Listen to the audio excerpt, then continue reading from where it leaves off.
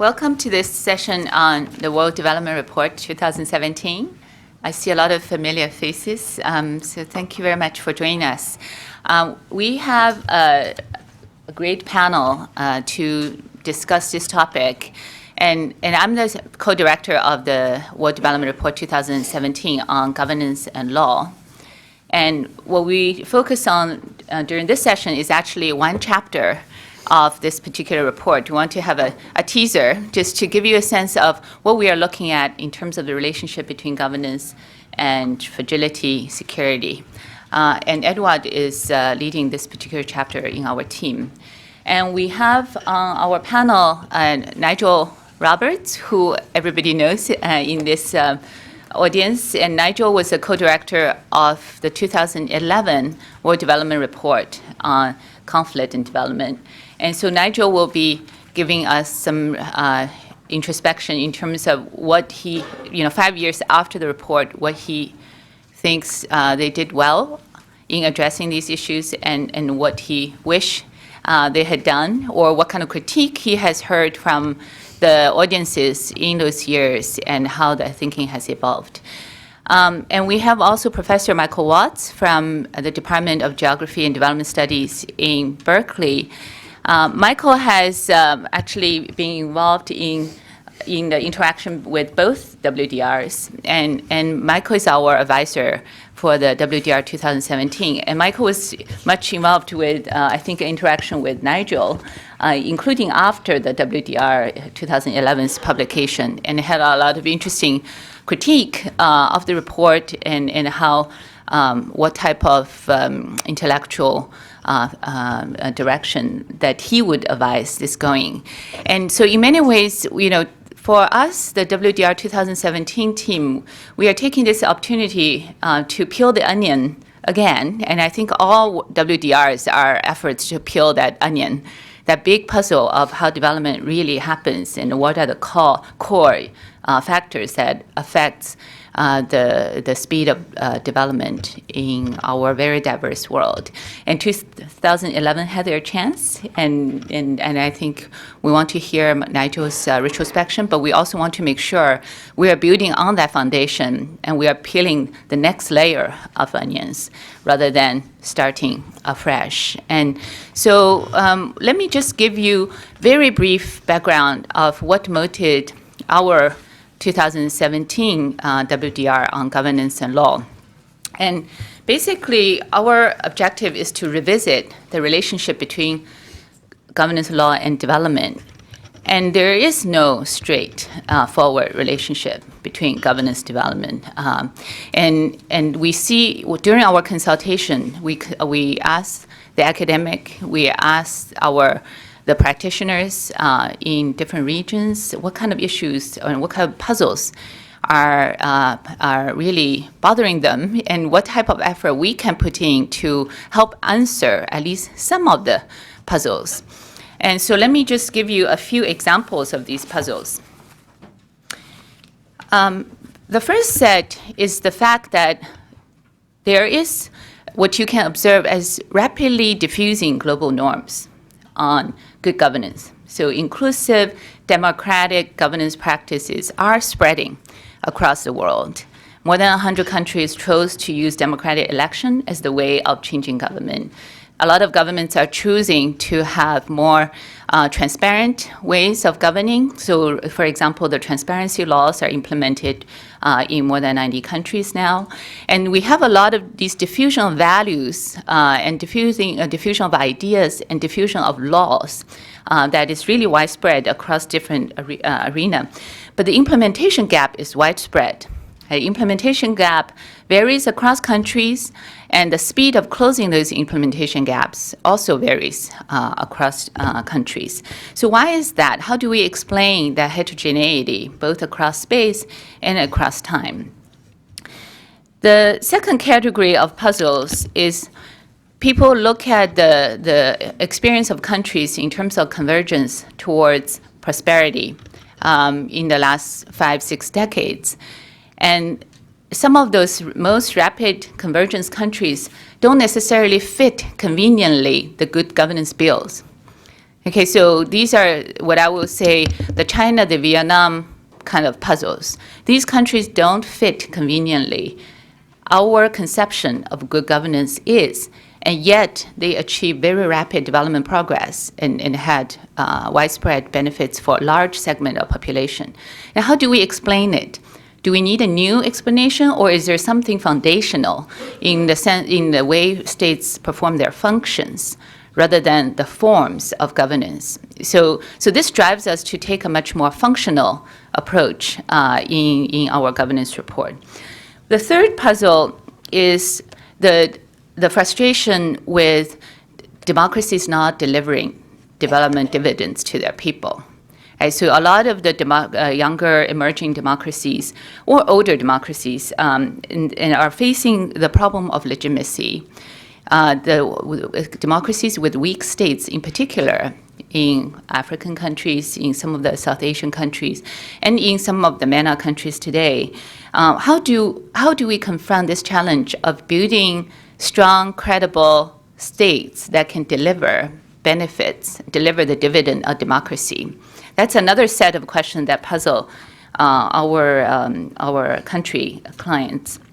So overall, we see a need to really revisit the good governance agenda to move away from the simplistic normative approach to say, this is what Norway or Denmark looks like. This is the way their laws look like. This is the way their institutions look like. Why do we import them? And then hope this will generate the sort of trajectory of better governance and more prosperity.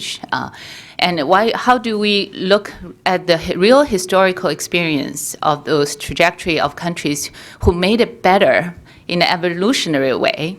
And what can we learn from those experiences?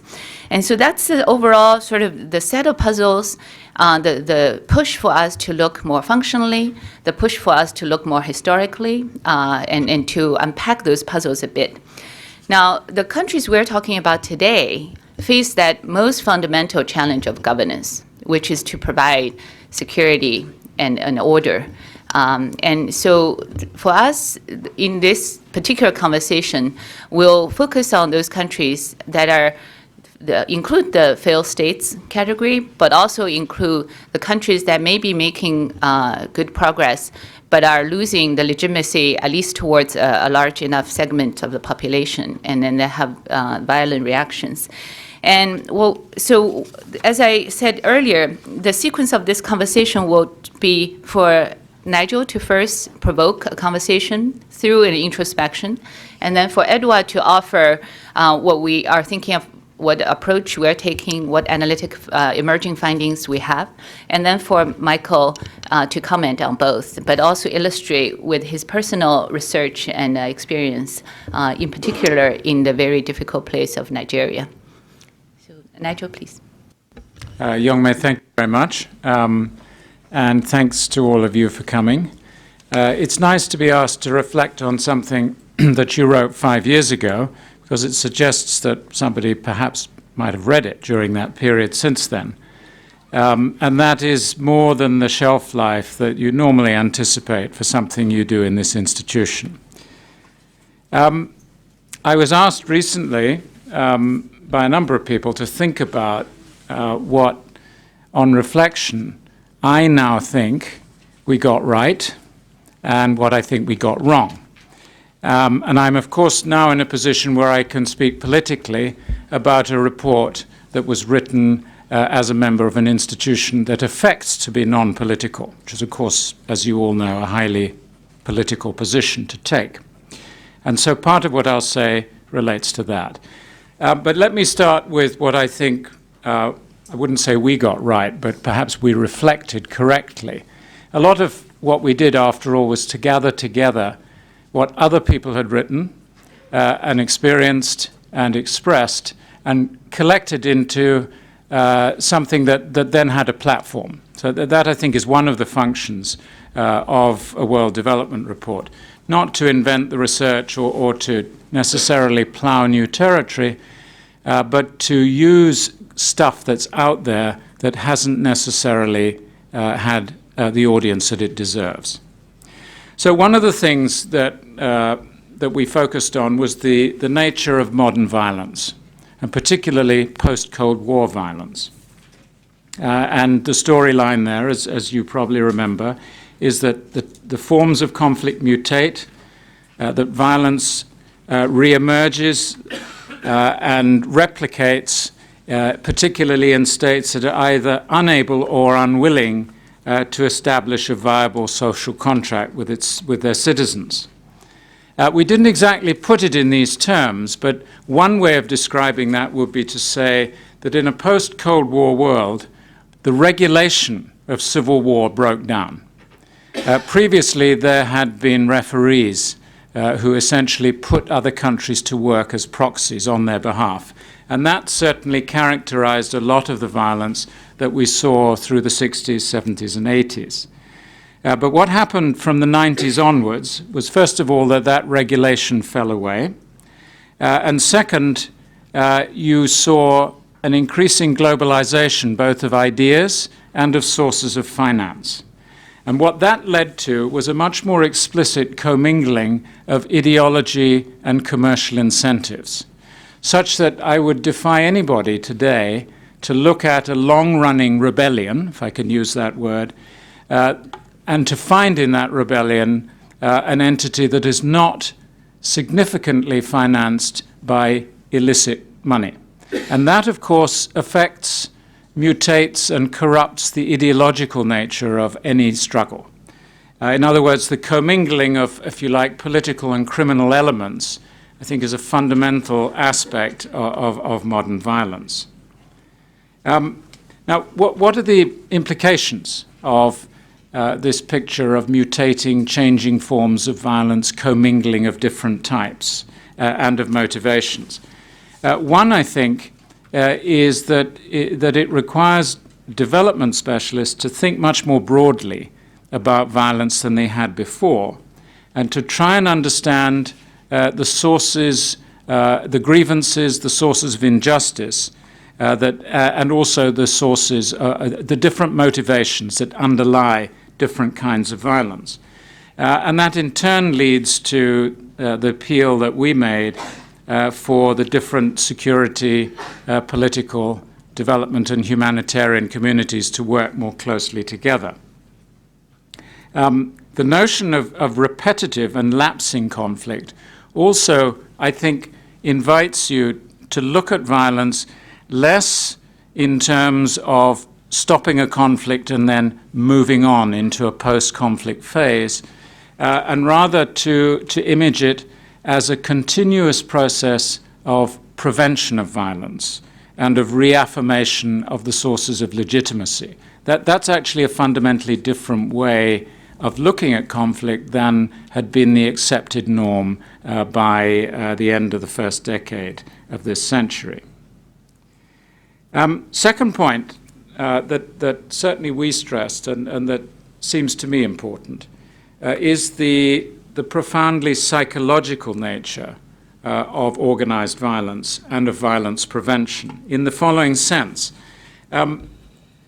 Why people take up arms has to do with how they perceive their world and how other people act towards them.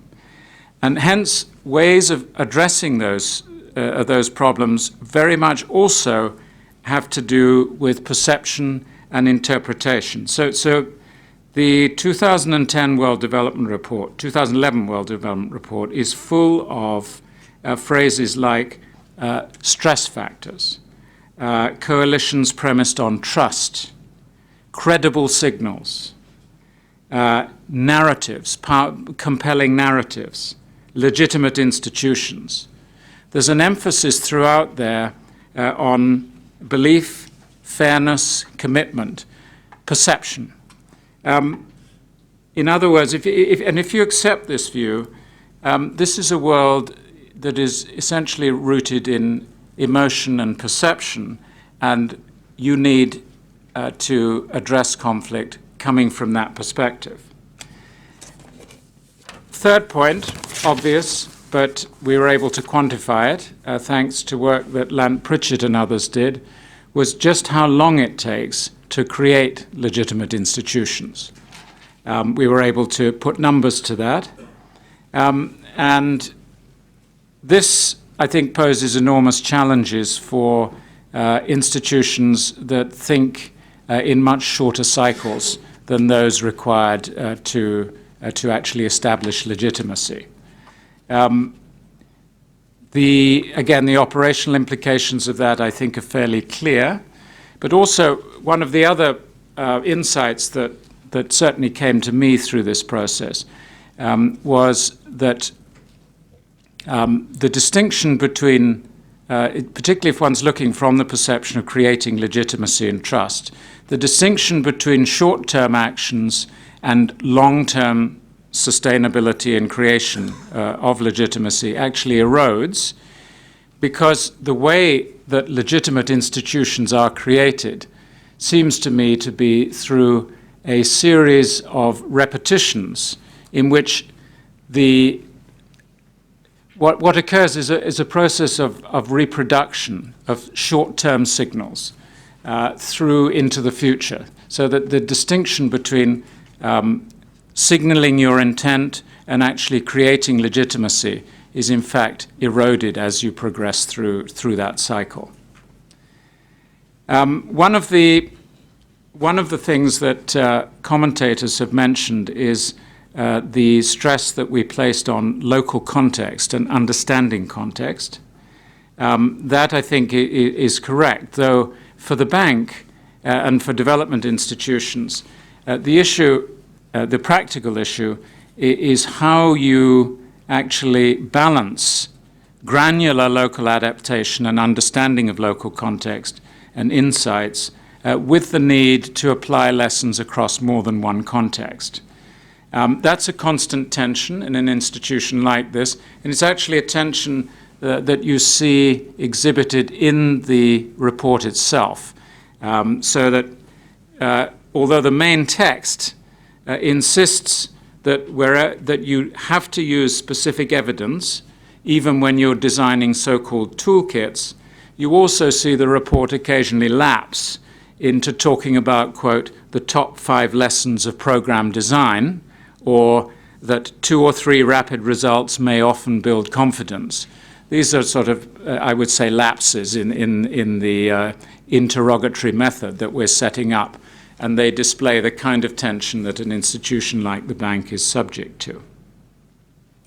But this notion of local context, I think, does also answer one of the core criticisms that's been made of this report, and that has to do with institutions. A number of people have said, yes, the 2011 World Development Report does identify a need to build legitimate institutions, but then it doesn't say anything about how you go about doing so, and that this is an important flaw in the procedure. There are lots of examples, there's lots of, if you like, color commentary, but very little in terms of how you actually go about doing it. Well, I would agree that the report is too light on how it was done in certain contexts. But another of the key messages is that you actually cannot lay out how to do these things if you are paying proper attention to the specificities of different situations. If the idea is to help create legitimate institutions, then what makes something legitimate in a particular context is going to vary tremendously based on the sources of illegitimacy in the first place. In other words, you really can't carry your technical solutions from one institutional context to the other. What I think we did, though, is we fell between two stools here.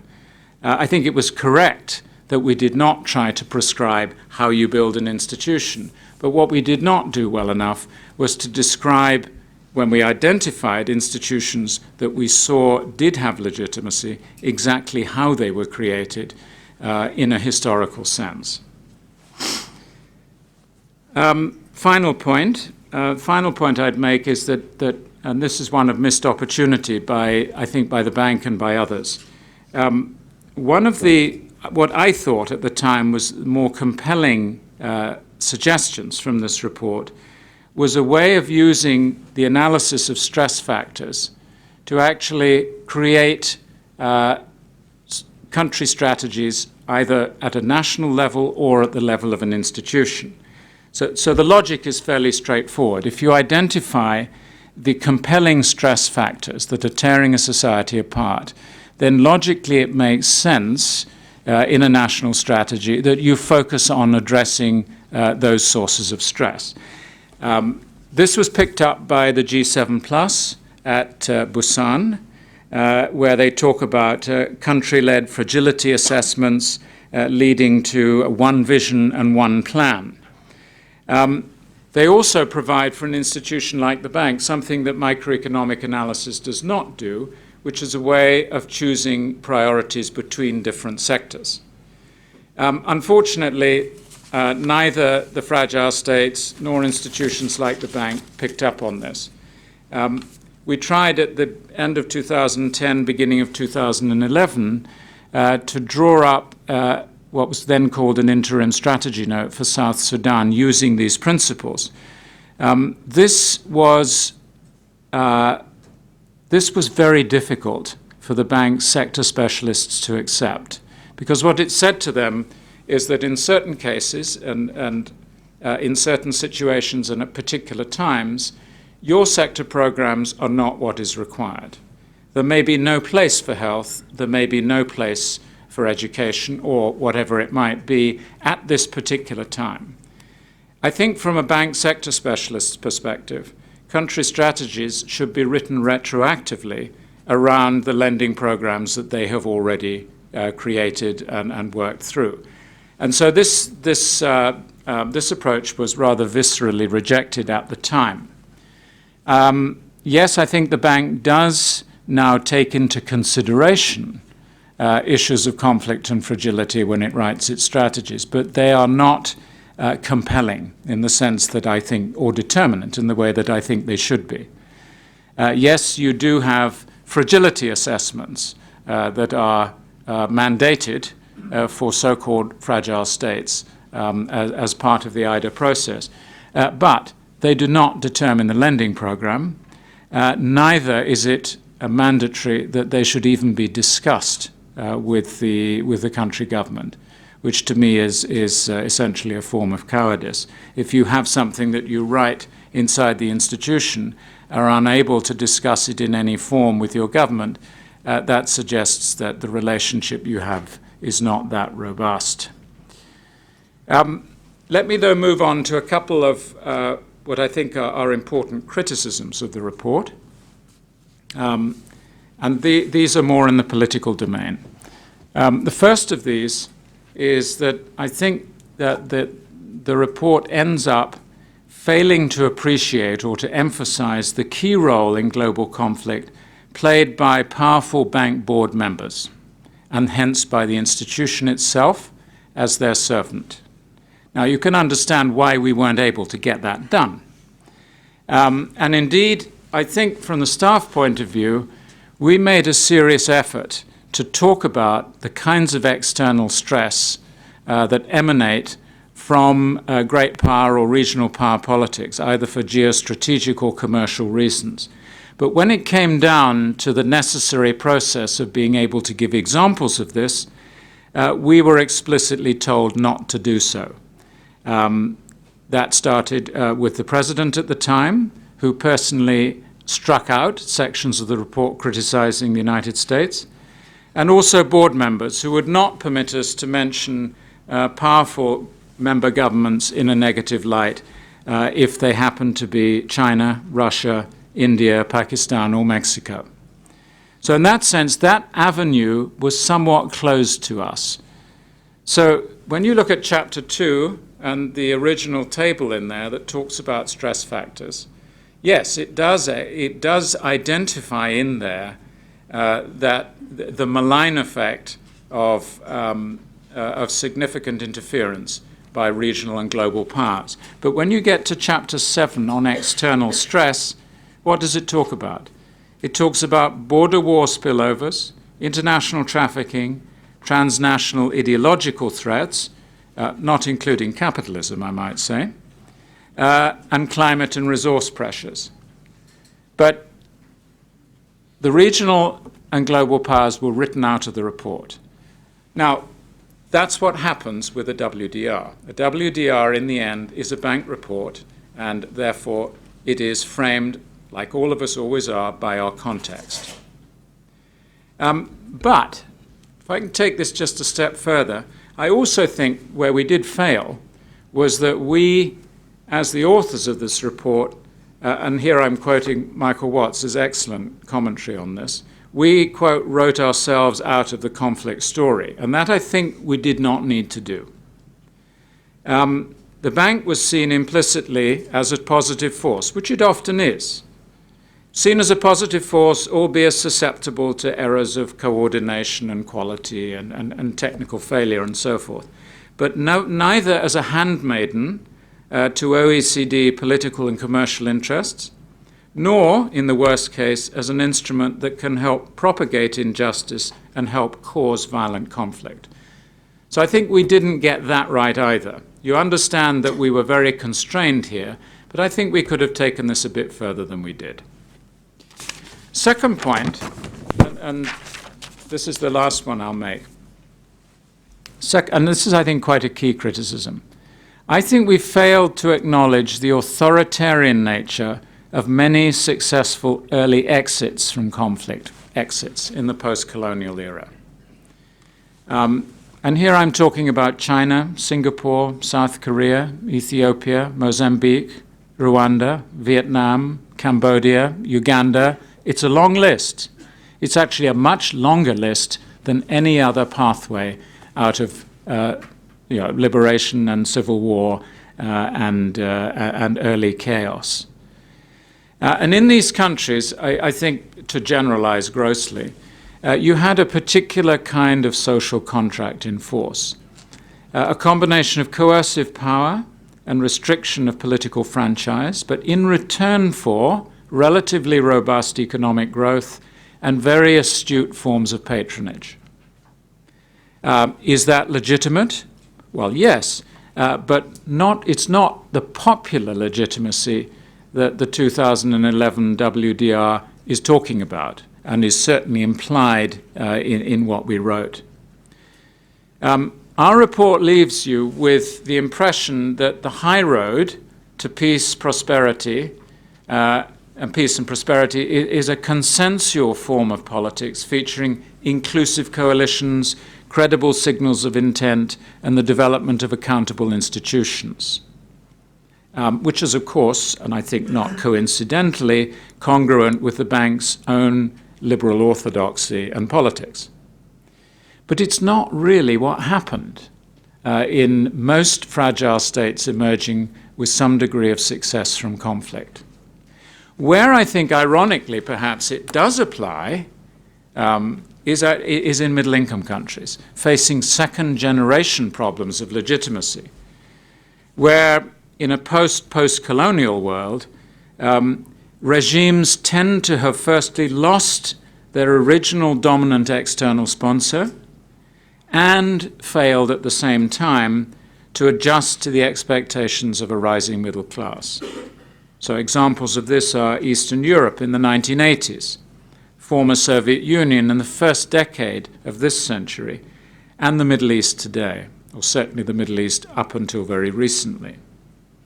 So here the 2011 WDR's, quote, recipe of confidence building and the selective legitimization of key security, justice, and employment creating institutions seems very much on the mark. But the report really wasn't about them. That brings me to my final point. We were focused very much on poor countries.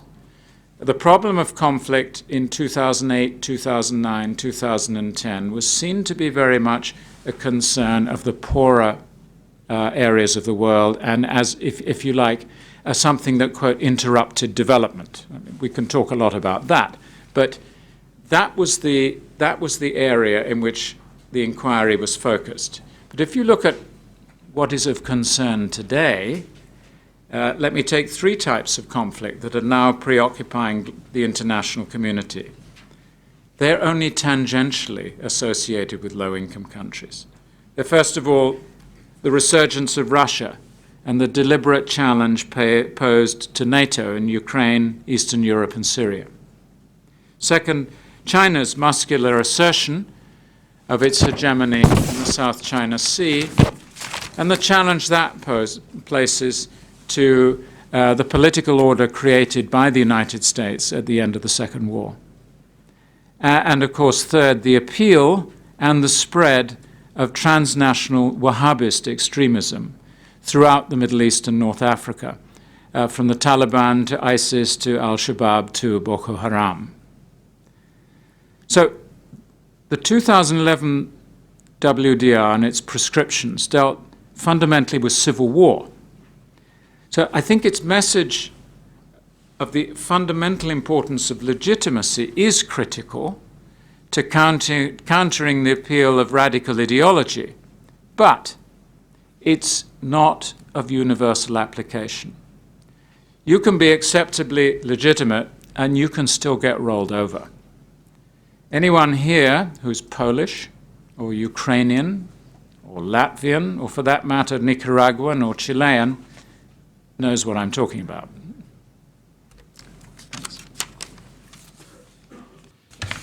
Thank you very much, Nigel. Edward? Nigel, it's hard to be provocative after you.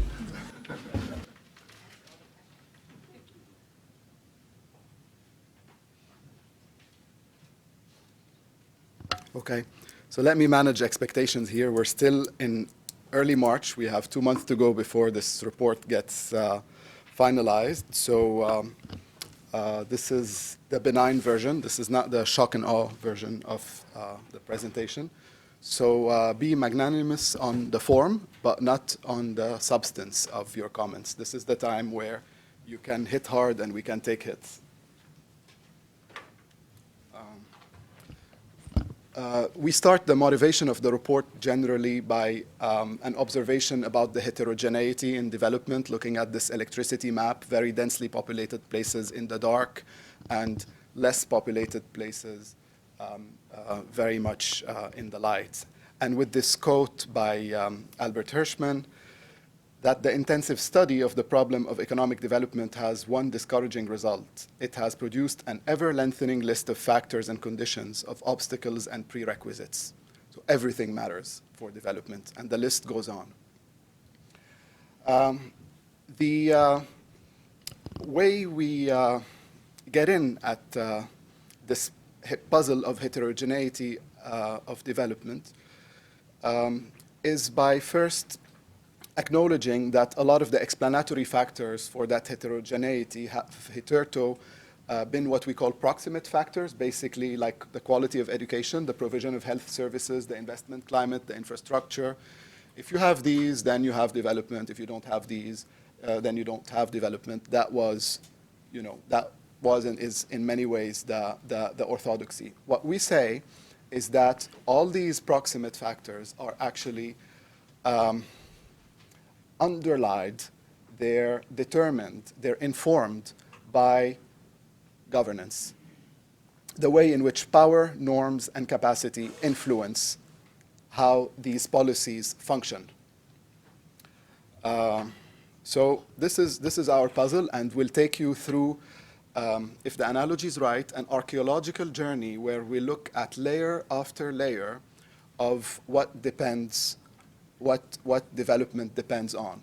So right now, the first starting point is that it depends on governance. And we had traditionally defined it as the exercise of power at the bank in 1992 and so on.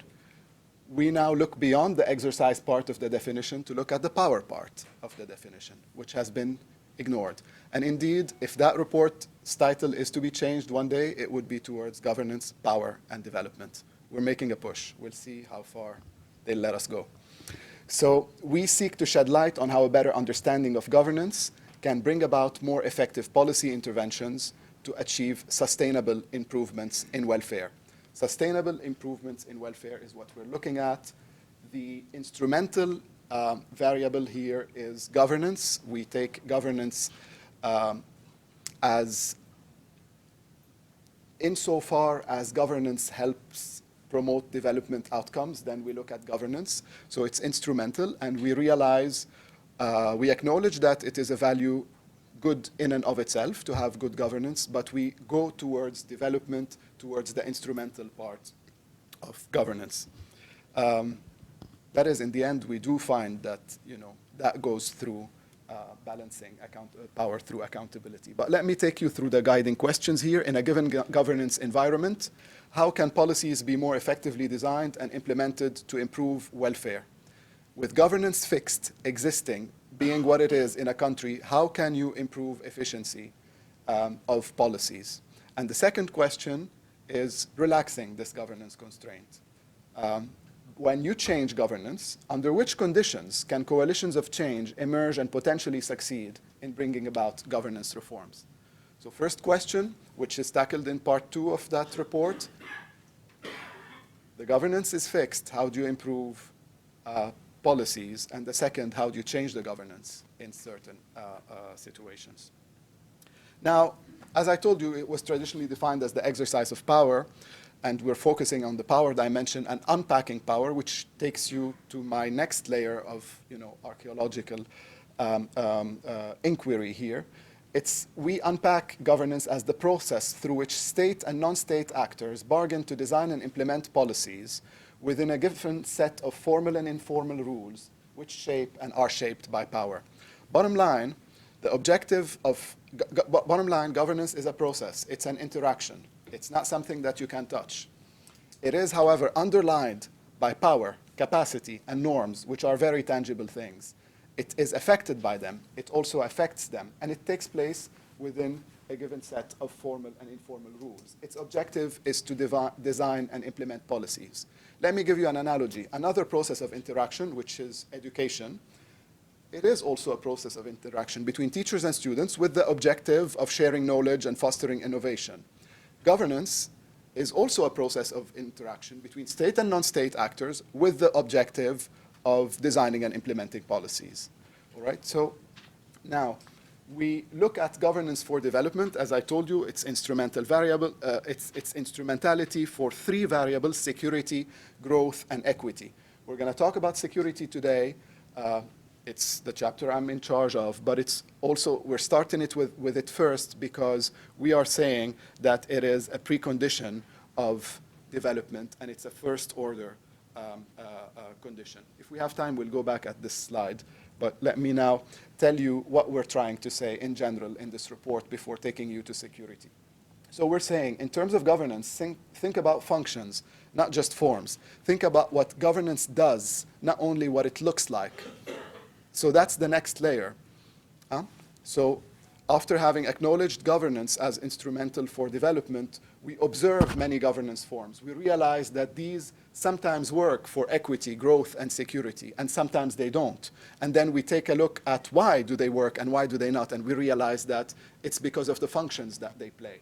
Now, these functions themselves, what are they? And I'll talk about this a little more. What are they premised on? What are they underlined by? They're underlined by power, capacity, and norms. We always knew that capacity was important for the government to perform its functions effectively. But here we acknowledge openly that in that report the role of power, and we unpack power: veto power, agenda setting power, infrastructural power, despotic power, etc.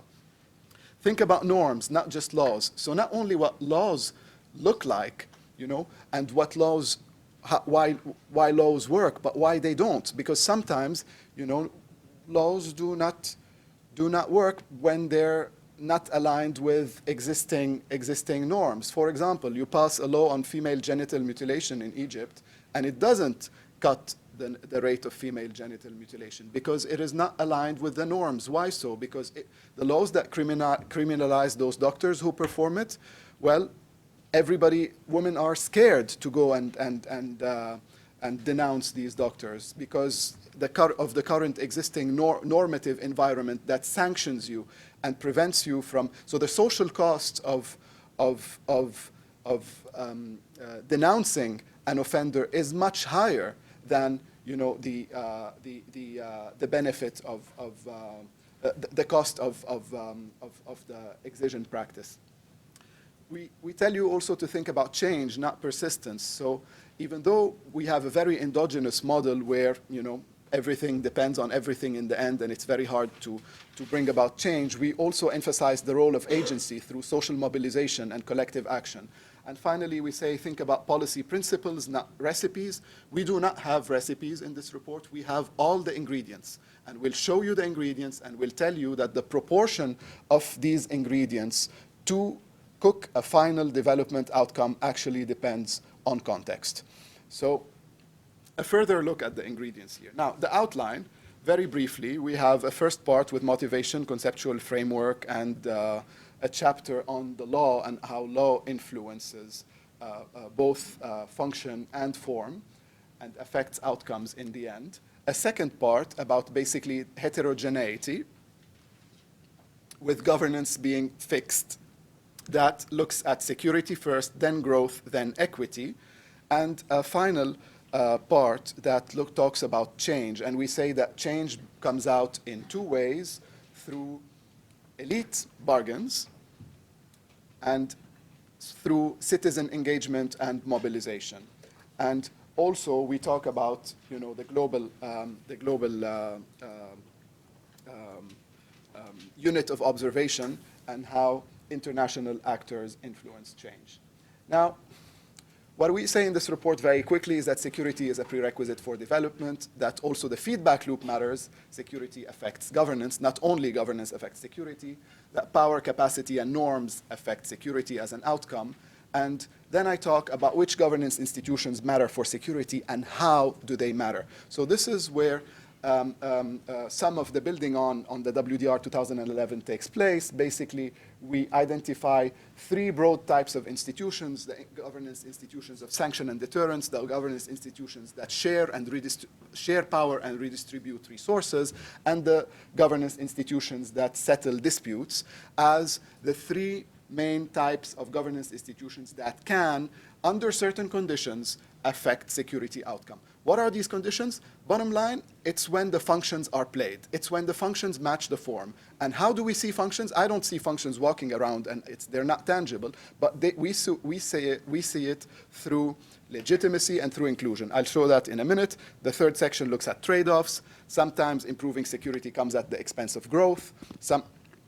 That's North Weingast and Wallace, where you have to redistribute rents in order to guarantee security. Sometimes it comes at the expense of equity, where short-term elite bargains are unfair, enshrine existing equities, and that persists. And sometimes the point that Nigel and Young May were making, security comes at the expense of the development orthodoxy of good governance and the control of corruption.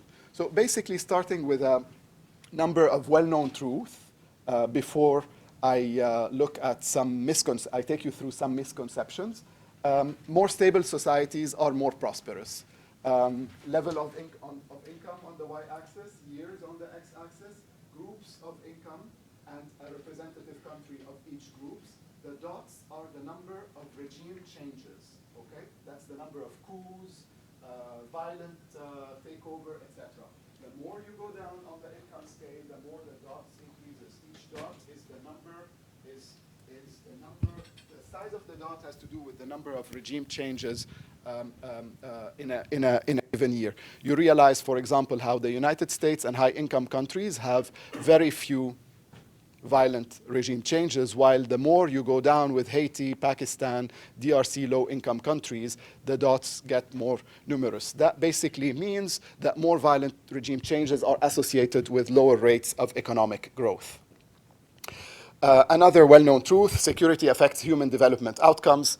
The more secure countries have better enrollment rates, access to electricity, access to water, more literacy rates, and less poverty. That's well known. Now, let me also take you through how we discuss what we mean by security. Basically, the absence of violence and the absence of the threat of violence. We take a unified approach at violence, and I'll explain why in a minute. We no longer look at the different different violence actors, different violence forms, different violence drivers. We basically say that the violence that is displayed in countries like Venezuela, Salvador, Guatemala, and Honduras reaches civil war violence levels and is equal to that, that is displayed in Libya, Syria, Iraq, Somalia, South Sudan. So the incidence of violence, basically 790,000 deaths on average a year since 2007, of which 490 take place in non-conflict affected countries. Violence is everywhere. All societies have to grapple with it, not only the conflict-affected states. So look at South Africa, look at Venezuela, look at Colombia, Central America, Brazil, etc. Same here. So you see Syria, Honduras, Venezuela, Swaziland, Afghanistan, Salvador, Belize, Jamaica, Lesotho, Colombia, Guatemala. On the top 10, only Afghanistan and Syria are countries that are in conflict, that are going through civil wars. That's from the Small Arms Surveys for the Global Burden of Armed Violence. Now, again, the point that Nigel was making, we're bringing it further. We did not coordinate. It's just what the progress on the literature is saying. Look at, this map tries to categorize different event types: remote violence, battles, violence against civilians, riots and protests. Basically, you will see how they overlap. Okay, so basically violence by type, violence by actors, they happen at the same time. The violence from the drug dealing, the violence from the militia, the violence by the army, the violence against the civilians, etc. Okay? Same point over here where, you see different forms of violence for each country. What we also say is that war and violence were common throughout history. As you see, a lot of that violence in the 16 and 17 and 1800s, that's how states were created. States emerged when war entrepreneurs had to build bureaucracies for conscription, for taxation, for bargains, and basically a lot of this violence made states, and even states arose out of these huge peaks of violence of World War I and World War II. And it still does. ISIS is a state in Genesis, except that it will never get a seat at the UN, so it will not have international legitimacy. But many of these European states, when they were born, they were performing even less functions of states than ISIS was. Okay, so now, another interesting, so I had started here with, refuting some of the basically misconceptions. We're taking a unified approach to violence. We're saying war makes states. The governance of today is the child of yesterday's violence. We're also saying that it's about, in terms of, the rich countries, the countries that get there, it's a story of the tortoise, not the hare.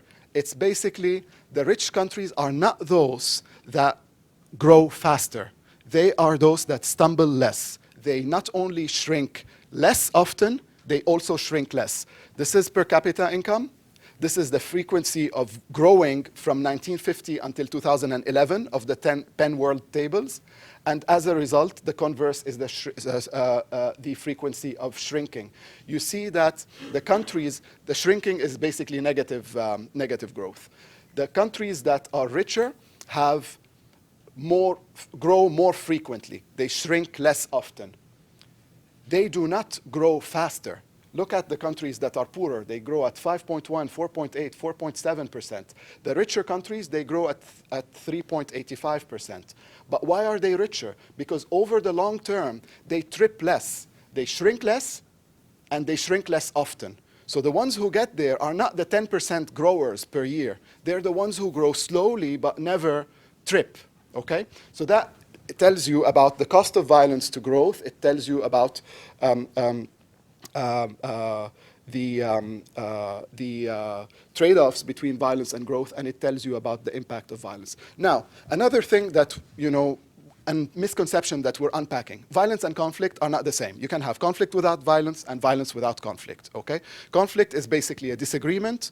It's two parties that are opposing. Development itself is a conflictual process. Who gets what, when, how, which resources is a conflictual process. So what drives conflicts is natural resources, identity, sexual, religious, ethnic, etc., shocks, droughts, economic crisis, the unevenness of development itself, poverty and inequality and migration and what have you. These cause these disagreements. These disagreements turn violent under certain institutional failures, either failures of elite bargains, failures of social contracts, which are elite citizens relationships, some form of institutional malfunction turns a conflict to violence. Basically, a conflict, the decision of going through organized violence is a rational decision, we find out, that actors take depending on the institutional payoffs on that day. So basically, a mob decides to attack someone. If sanctions are low, if sanctions are high, they won't attack. Okay? So basically, there's conflict, there's violence, and there's the space in between. And a main message of that report is that how institutions manage conflicts out of these drivers in a non-violent way determines the extent of the prosperity and growth of society. Everybody has conflict. Everybody manage it in some ways. Some manage it better than others. Those who manage it through peaceful ways, and I'll tell you, through the institutions that allow them to manage it in a peaceful way, are those who succeed. Those who manage it in violence are those who fail to achieve security, equity, and development. Now, what we're saying is that security is a prerequisite to the others. You cannot talk about security of property, which is growth, the security of property rights, if the security of people is not there. So the security is a precondition to development. Once you have security, you can talk about growth. And once you have growth, you can talk about equity, which is redistributing the growth process. Otherwise, there's nothing to redistribute. And here we say that the governance for security, the institutions for security, are the most basic ones. You put these in place. Then you put these, which are increasingly more complex, and then you put these. And that's how you get into a trajectory of institutional development. Governance for security is about a few basic institutions. It's about the security of people. Then you can talk about the security of property, for governance of growth. And then you can talk about intellectual property rights and what have you, and more complex things. All right? So now, what are these institutions? So we find three forms of institutions that can reduce, prevent, and limit violence conflict. The one that balance, divide, and share power. These raise the benefits of security. Constitutions, proportional representation in elections, quotas for representation, mutual vetoes. The evidence on federalism and political decentralization is less strong. What we say here is that this is what the theory said. This is what empirics and statistics says. They identify these institutions as the institutions that share power. So basically, by sharing power between groups, that's a way to guarantee security. People will use violence if it's people and groups will use violence if it's in their interest to do so, and they excluded actors will use violence to access power and decision making. So sharing, balancing, dividing power, there's empirical evidence in favor of these. All right?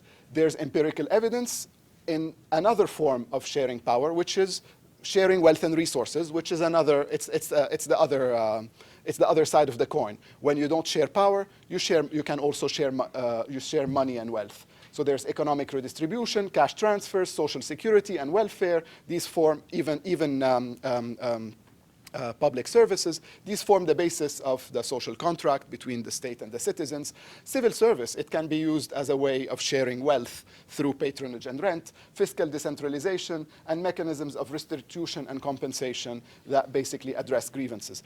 Also, the third kind of institutions that matter for security outcomes are the ones that resolve disputes, and they can be formal or informal, like courts or alternative dispute resolution mechanisms. Strong empirical evidence, mostly from, randomized controlled trials and what have you, in favor of these. More statistical evidence and empirics in favor of these. Finally, institutions of sanctions and deterrence, the ones that raise the cost of violence. Again, we're saying that violence is a cost-benefit analysis. Some raise the benefits of security, some raise the costs of violence, and these stabilize expectations. All right? An example of the governance institutions of sanction and deterrence, these. It's the criminal justice system, incapacitation, etc.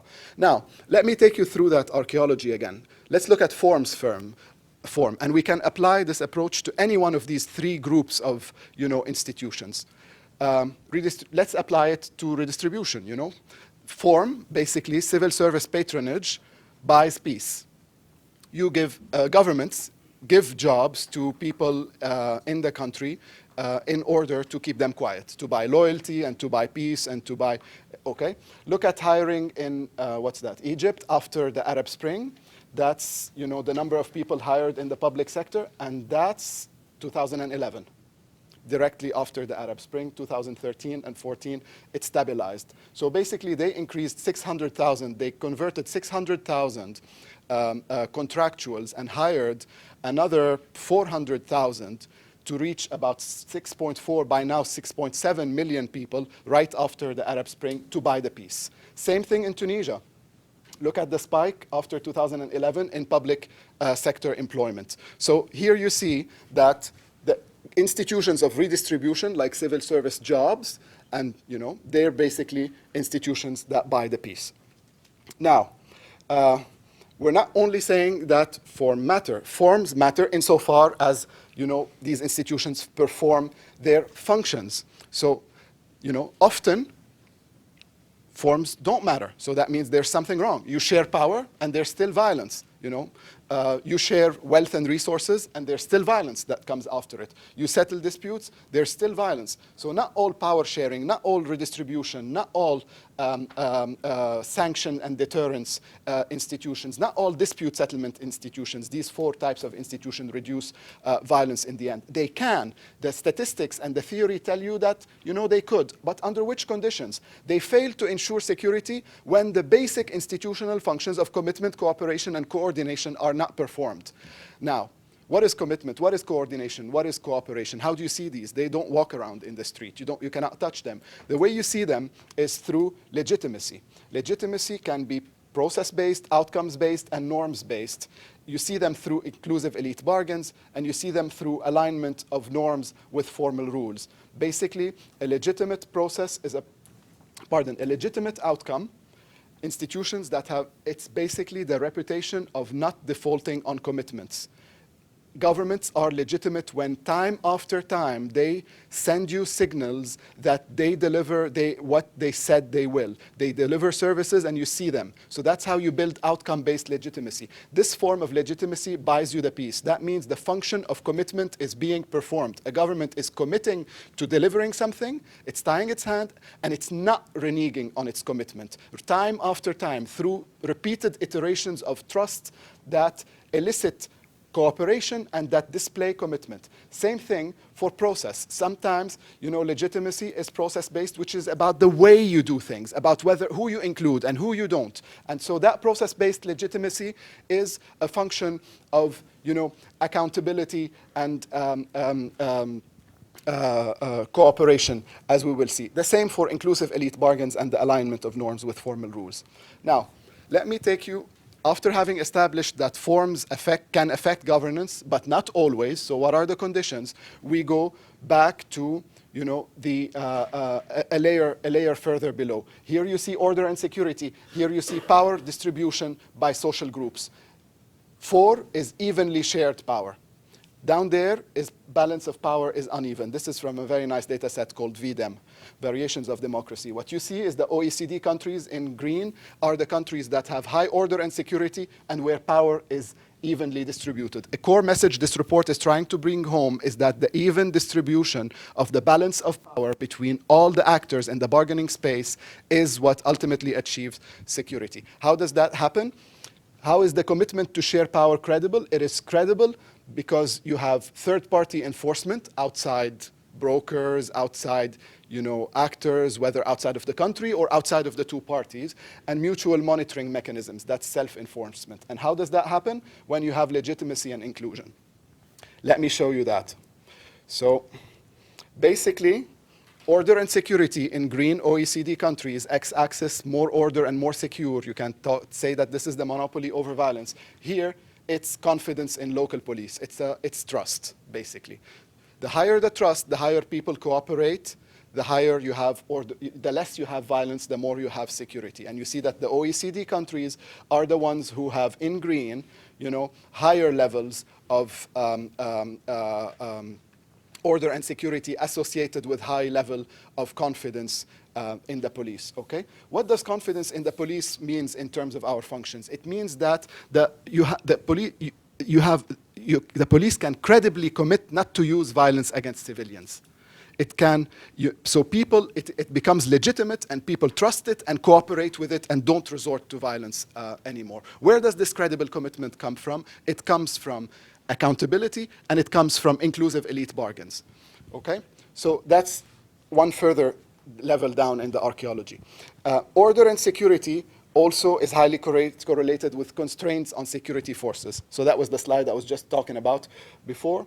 It's correlated with trust, which leads to cooperation, and it is correlated with constraints of security forces, which is a credible commitment not to use violence against civilians, all right? That's very important because that tells you that countries like Egypt, like the repressive countries, you know, they may have high order and, they have, but not as much as the OECD countries, because they cannot credibly commit to use their military and police against their own civilians. Why can't they? Because they don't have inclusive elite bargains, and because they don't have, you know, social mobilization that comes from, you know, basically people being able to create change. Well, they tried and they failed, you know.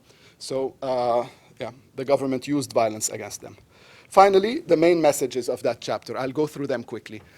The main message is that how governance institutions address conflicting preferences and diverging interests, normal stuff of life, to avoid violent conflict largely explains the emergence of prosperous society.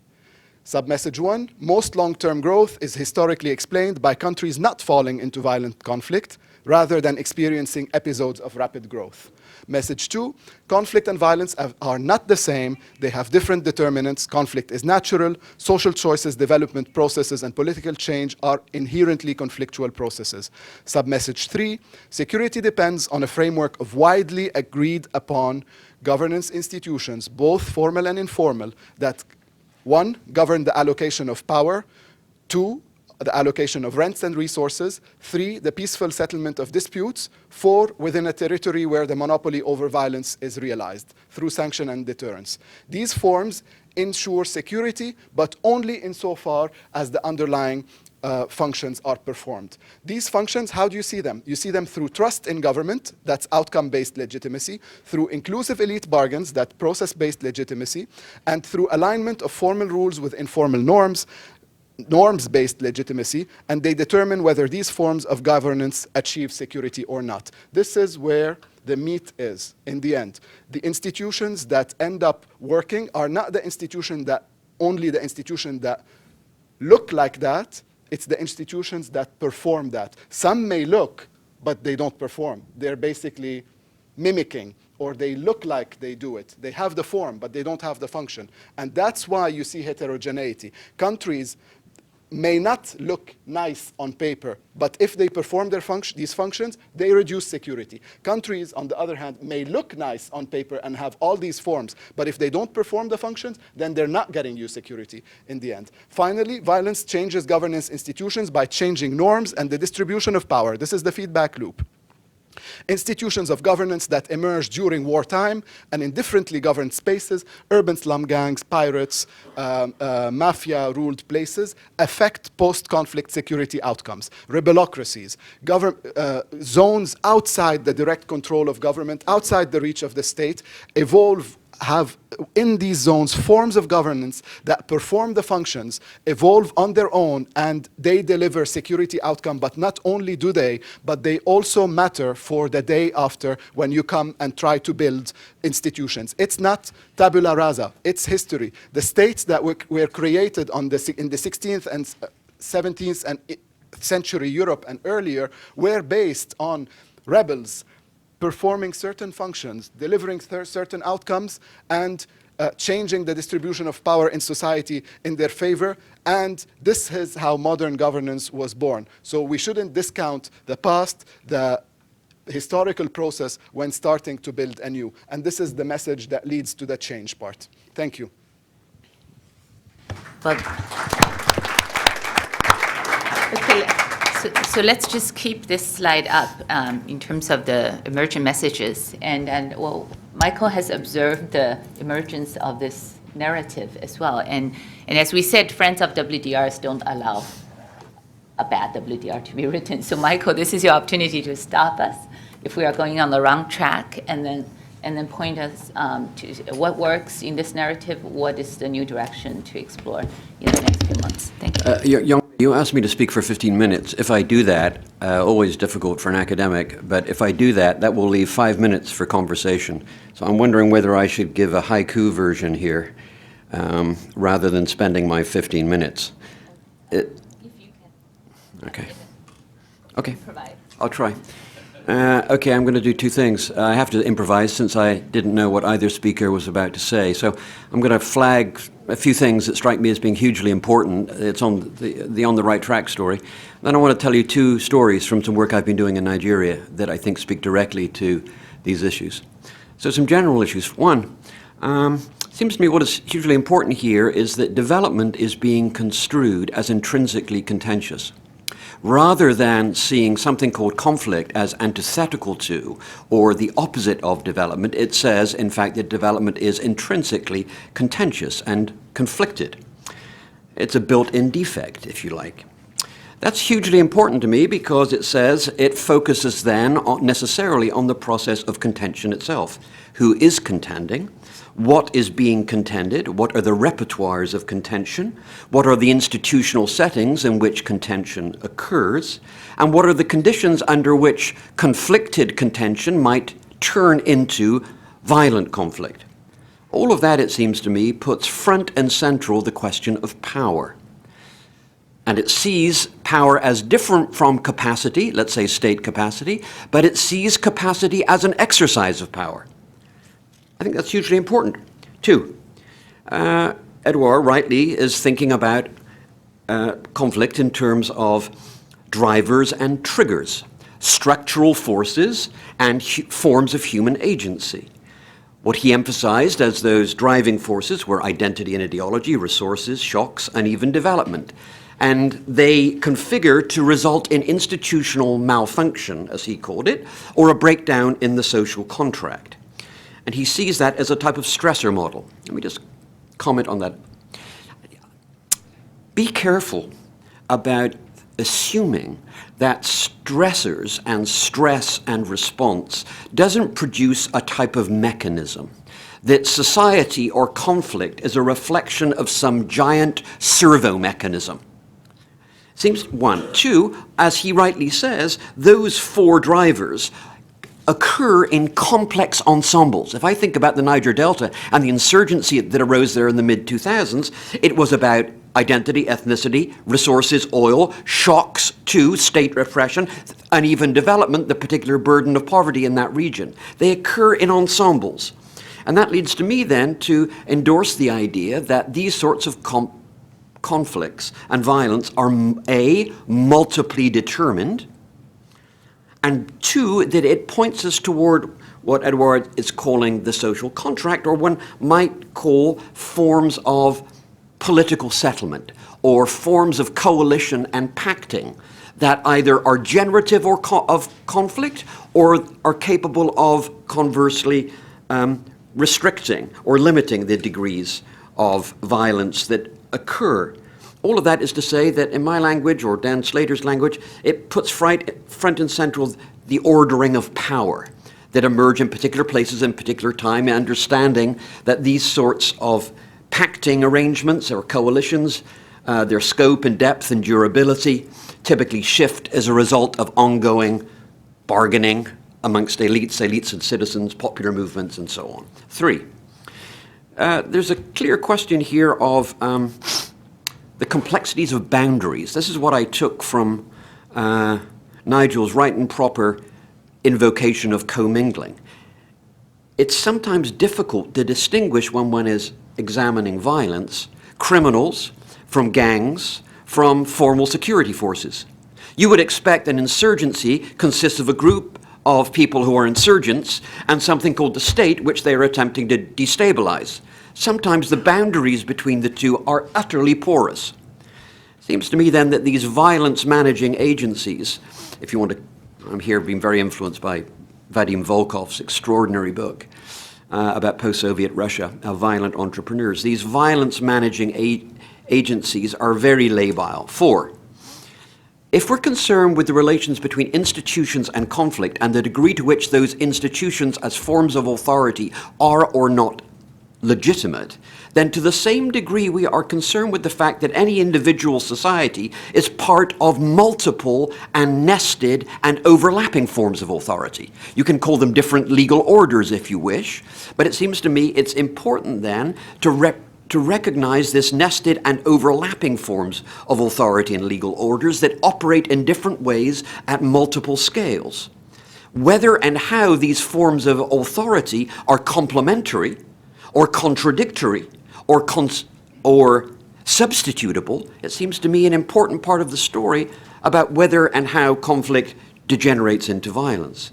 In other words, that sort of flags for me this question of how it is that power is authorized in societies. And power can be authorized through legal constitutional forms, obviously. It can be authorized through politically representative forms, but it's also authorized through participatory forms, which is to say the degree to which civil society groups make claims outside of electoral channels, and civil society actors can act as a countervailing force to precisely those legal, constitutional, and representative forms when they don't work. 5, I like this idea of governance institutions that serve, under what conditions can they serve to prevent violence? And I was very struck with the invocation that Edouard and others have made about using the language of power over and power through. Infrastructural powers versus despotic powers, and how those two operate together. And particularly, to use Edouard's language, when thinking about the ways in which institutions might prevent violence, power sharing, rent distribution, deterrence, dispute resolution, that all of those have a contradictory quality to them. Right? It's precisely that rents can be allocated to different groups precisely to, if you like, ensure a type of peace or consent. But in Nigeria, that very same logic produces a massive potlatch of corruption and massive institutional dysfunction. Lastly, this notion of critical junctures. There are certain moments, certain conditions of possibility which can make elites bargain among themselves or bargain with citizens to make certain sorts of things happen. Or conversely, this is what I took the important point that Nigel raised, a conjunctural moment in which an external intervention, March 2003, the bombing of Baghdad, can radically alter, can radically destabilize the possibility of certain sorts of political outcomes. All of those things, it seems to me, are hugely important. Let me give my 2 stories, if I can, in 2 minutes, from Nigeria.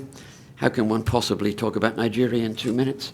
But it's this. And Nigeria would be an exemplary case, and indeed was an exemplary case in WDR 2011 as a type of fragile and conflicted state. I don't need to walk you through the poor governance record, state deficits, failure of public goods provision, predatory and exclusionary political arrangements, a civil war, 2 insurgencies, one still going on, a deplorable poverty profile. As Chinua Achebe referred to the Nigerian state, one big crappy family.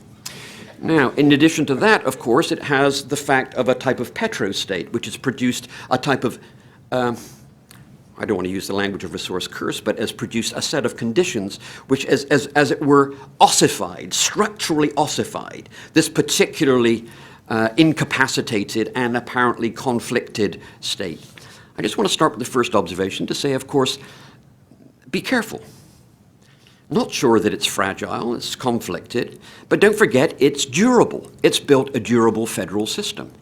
It has over time shifted toward a if violent, multi-party democracy. There have been forms of institutional building, including a greater autonomy of the judiciary and so on and so forth. Secondly, it's a big, complicated federal system in which the incidence of conflict or the incidence of state capacity varies enormously among states and across institutions. Let me remind you that Nigeria it was Nigeria that was held up as a model success story of the way that it handled the Ebola crisis. Who would have thought? So where am I going with this in my two stories? One story is this. I've been doing some work on two states, Lagos and Edo, which show, in fact, a quite remarkable set of reforms. Not necessarily about conflict, but this is about institutional capability. And without going into the details because I don't have time, I just want to say that there were a series of conditions here in which, within this monochrome picture of state failure and conflict, there were some quite remarkable political achievements.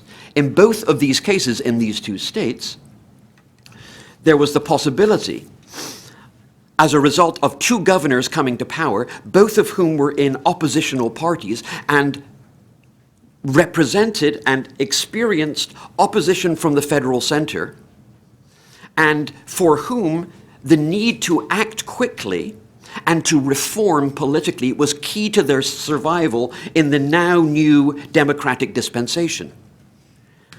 All of which, how they did that, and politically how they did that, assembling particular types of coalitions, focusing on deliverables that they knew would have a popular resonance, whilst at the same time increasing internally generated revenue, while at the same time delivering on security, public transportation, and certain types of quickly and readily available public service provision, all of which produced a type, over two political terms, produced a situation in which one could say that there were certain types of institutional outcomes that were successful, if limited, that were durable and were legitimate in the heart of this state failure conflicted state. And incidentally, the bank was centrally involved with that because both of these governors were able to leverage loans from the bank to actually then go onto the international bond market and raise some money to supplement their internally generated revenue. Important story. Okay. Second, if I take a look at the two insurgencies that arose in Nigeria, one out of the Niger Delta associated with the movement for the emancipation of Niger Delta in 2005, which produced an amnesty in 2009, and the ongoing Boko Haram, they are clearly very different types of insurgency. One is draped in the language of radical Islamism, of neo-Salafism, of restorative politics, of a reinvocation of the caliphate. The other, not equally, violent, certainly, an insurgency, was draped in the language of resource control, constitutional reform, and control over oil. But they have, and this is my last point, they have something fundamentally in common.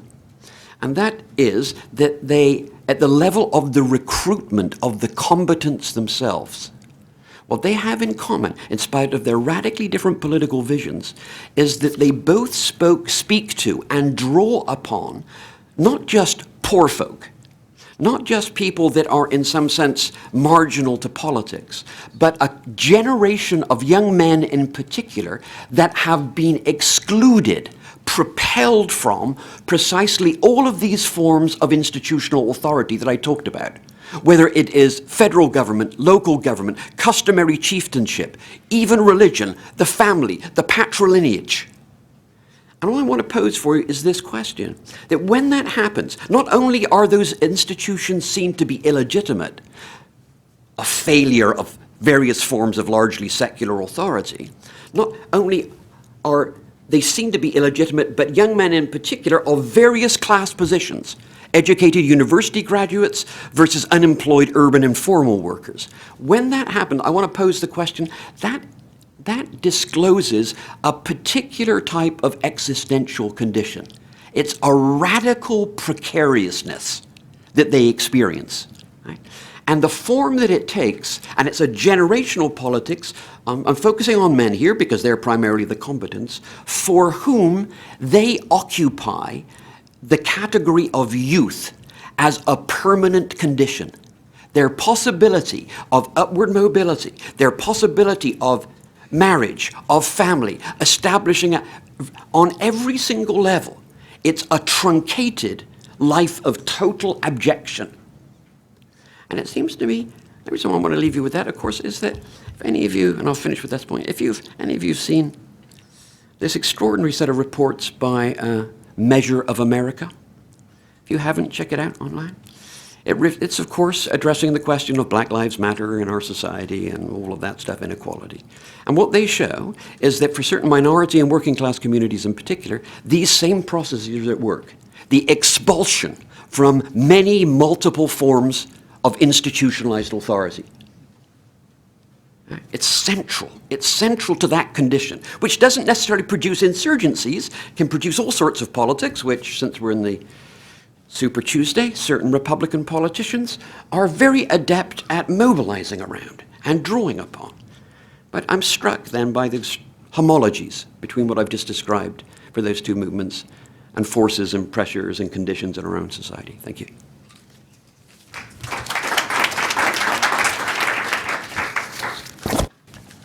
Big apologies for my poor time management. I've heard Michael talk before, and I really wish we give him a lot more time to really elaborate on this really rich stories of Nigeria. The three speakers converged on the discussion of power, and I think what we are trying to do in the 2017, building upon the legitimacy discussion in 2011, is really to drill down on both the elite bargain and what's considered illegitimate, and also the elite citizen contract, and to talk about how that matters for the various developmental outcomes, whether it's security or growth or equity. And so this is just a really first test run of a particular chapter that's of interest to this audience. I want to open it up and see what reactions you have, and what resonates with you, where you think you will recommend a different cut. Yeah, one of the questions that I had was, what happens when governance, especially governance legitimacy, is based upon these sort of like questionable narratives? And one of the things that I haven't really heard about so much, including in this morning's speech, was when we're talking about inclusivity. I find that why is BRICS excluded, and why are the BRICS the new development bank and the new institutions, why are they excluded from this conversation, especially within this security context? And in terms of so I think part of this this questionable narrative, I was kind of wanting to respond to. I'm sorry. To Nigel's point about the South China Seas. I feel as though there's no using this sort of like U.S. narrative of talking about the South China Seas as a, using the South China Seas as a model for sort of U.S. hegemony in the region, and not considering that the U.S. in many ways backed the Kuomintang and the evolution of the 11-dash line in the South China Seas at that point. So these are the sort of like false narratives that I sort of feel as though needs to be, addressed as we move towards this discussion between this institution as well as the inclusion of the other institutions. Sorry. Thank you.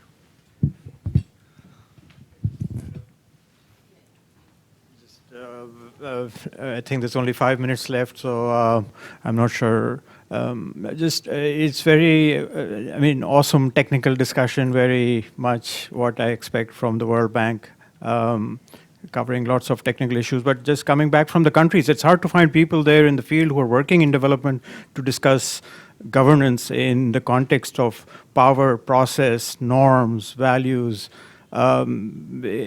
just the capacity within the organization to change itself, to have people out there who are willing to have this discourse in technical terms, whereas it's more like, okay, we will do this project, and then outside of the project, we will discuss the norms. So the organization itself is subject to these norms, and all of us are also, right? So like the whole morning, we've talked about discussion and getting feedback, but really it's about just the leaders speaking and telling us what the discussion is. Where is the feedback loop for all of you? Like, how would we influence how the World Bank would adopt practice as a part of governance, which can be measured with what is being said and the illusion that Edward spoke about? Thank you.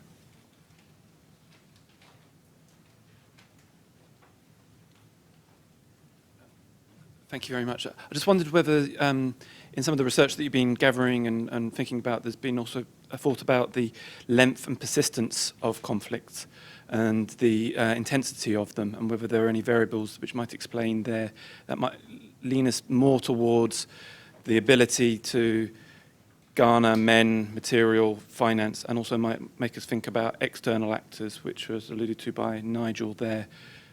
Take Syria, we have a variety of sources of finance for ISIS, starting off with kidnap ransoms and some oil, and now moving on to more self-generated finance. But we also have sources of finance available from Iran, Russian, UK, US taxpayers. Thanks, that was a great panel. One very specific question, Edward. You presented a diagram showing, I think, governance for security, governance for growth, and then governance for equity. I think this is quite fundamental to get it right, and I'm not sure that in itself is a helpful schematic. And in fact, it goes back to one of Michael's points about, it's partly about sequencing, but also, frankly, if it's not about governance for equity as an early priority in conflicted environments, then the other two pieces may fall away. So is that a helpful schematic, or actually do you need to totally unpack it and think again? I was not convinced by that piece of the presentation, much as I found other pieces quite compelling. And I think it's really important to get this right. So I'd be quite curious to hear about, is that a sequence or is it a schematic, and is it a desirable sequence if it's presented as such?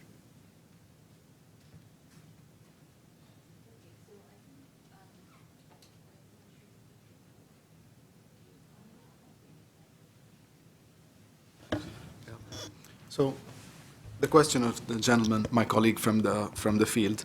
No, I mean, indeed, the feedback loop matters a lot. I didn't speak about it so much. Two quick things here. Obviously, my commitment to stick to 20 minutes was not credible, and there was no way of making it, well, maybe there's an ex post way of making it credible when, you know, outside the room.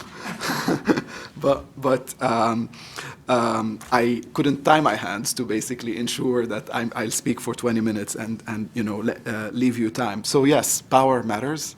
And those who sit here have the agenda setting power and they have the veto power. And unless you mobilize in the field, you know, and there will not be, you know, a response. So the story that we're trying to say is that accountability is never to be taken for granted. It's earned by those who request it, and it's conceded by those who give it. So that's a second thing is, how do we operationalize this discussion? You know, it's hard because right now we're measuring governance through forms. And we're measuring outcomes through governance forms. But what we're trying to say is that governance does not, you know, these outcomes do not only depend on form. Often they only depend on form insofar as they depend on function. So the next challenge is the data challenge, how to measure functions.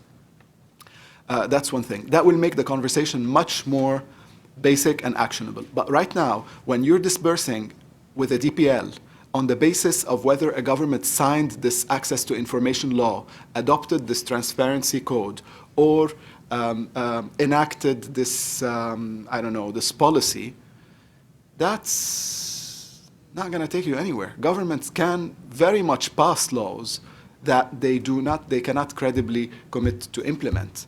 And so as long as we measure our outcomes and the money we give by governance forms, and as much as these forms can lead to a variety of outcomes depending on whether the functions are there or not, we're not getting anywhere. If a government cannot credibly commit to implement the laws that we are giving him money in exchange for passing, if you cannot elicit a government's cooperation with you as an international actor, then you're not going very far. So in the end, the effects of this report will, we hope, be felt in the long term, in the way we do business, first by measuring functions better, and second by recognizing that dispersing against forms, evaluating success against forms, can lead you to bad equity outcomes, bad growth outcomes, bad security outcomes, in as long as the core functions of institutions, which is to commit, to tie the hands of those who decide, to elicit cooperation and coordination from those who bargain with you, are not met. It's a long haul. There will be a second part of that exercise, which will be focused around operationalization, and which Yong-Mei will lead, and that means basically, how do we make the messages that we come out with actionable, and how do they change the way we do business as an institution and the way we view development? It's a broad answer, but now, in terms of length, persistence, intensity of conflict, honestly, the governance factors that determine these, according to the literature, but then again, it's macro aggregate literature, so it's not very, it's not very good at disentangling causality. They basically say that intensity, length, and persistence mostly are a question of opportunity. So whether you have external financing or not, whether you have mobilization capacity or not, combatants on the ground or not, and that's again a function of money, whether you have rough terrain or not, forests and mountains and what have you, the whole FIRAN stuff since 2003. Now these are a function of capacity. Capacity is a function of power, okay? So yes, insofar as, these proximate functions depend on power in the end, yes, the balance of power between actors actually affects the length, persistence, and intensity of conflict. Actually, we have found, mostly Pippa Norris, Andrew Reynolds, and these two, they have found out that when the balance of power between combatants is even, this is when they can credibly commit, to ending conflicts. So that's one outcome. The other outcome is one crushes the other because the balance of power is uneven. And the same, for dispute settlement. The same for the credibility of commitments between central governments and decentralized institutions. It all depends on the balance of power between the player. And the way to balance this power is through accountability. Now, the last, Mark's point. Mark, I think we're, what I did not say is that we were talking about economic equity as an outcome. You need equity as a prerequisite, to start with, but this is political equity. It's an even balance of power between actors. This is a prerequisite for security, and it's a prerequisite for economic equity, and it's a prerequisite for growth. So I was not trying, I think we're talking about semantics. What you meant is I assume, is an initial equitable policies that distribute power evenly between actors, whether through inclusion, whether through power sharing, whether through redistribution. These rebalancing power in that way is a form of fairness and political equity, if you will, that will lead you to security, equitable development as measured by the Gini, and growth. It's not a dog-eat-dog in a situation at first. And I think that if we talk about equity as political equity or equity of the balance of power between actors, then this is power, and it's a precondition. Balanced power is a precondition for security, growth, and equity. What we're trying to say is, by putting security first, is that if you don't have the security, the basic security of people, then you cannot have the security of property, and then you cannot have development. So security is kind of the precondition of economic equity and of growth. But security is itself a function of even balanced power between actors, and this is a form of equity. And actually, we find empirically that if you strengthen governance by strengthening property rights, by formalizing a certain understanding of property rights, in a situation where you don't have balanced balanced power between actors, where some landlords have a lot of land and others very little, and you come and distribute land titles to and officialize an existing de facto situation that's very inequitable from the start, and you give land title to the big guys and land title to the small guys, but there's this unevenness that will lead you to violence. So good governance, when it is not premised on the balanced distribution of power between actors, can actually increase insecurity. And whether this is economic equity, I mean, it all feeds back in the end. Huh? It's an endogenous thing, but yeah. We should follow up bilaterally. You caught something that we haven't worked out fully, but we can talk more. Thank you. Just 3 quick comments. First of all, I thought that was a fantastic presentation. Can you go back one slide? This is one question, or one thing I would urge you to explore. This is the sanctions and deterrence graphic. Yeah. This one or this one? That one. Either will do. All I would do here is urge you not to see this as disconnected phenomena when it goes across countries, but to ask the question, are the higher levels of order and security, are the higher levels of order and security in the OECD countries related to the lower orders of order and security elsewhere? Is in fact there a predatory relationship at work here rather than a neutral spread? So that's one point. Second point is in response to a question about whether in my remarks I was accepting a false narrative of the United States hegemony in the Pacific. I wasn't intending to do that, because I think the interesting question here is not that the order is changing, but that how the former hegemonist reacts to that, because that is the potential source of instability and violence. It's how the US treats China's emergence and, if you like, redefinition of its position in the South China Sea.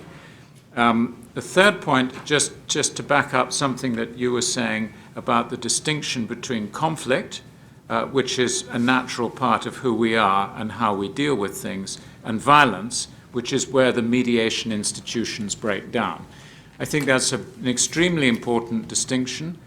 Most people make it. The bank does not. The bank, in its lexicon, confuses, when it talks about conflict, it means civil war, and when it talks about violence, it means crime.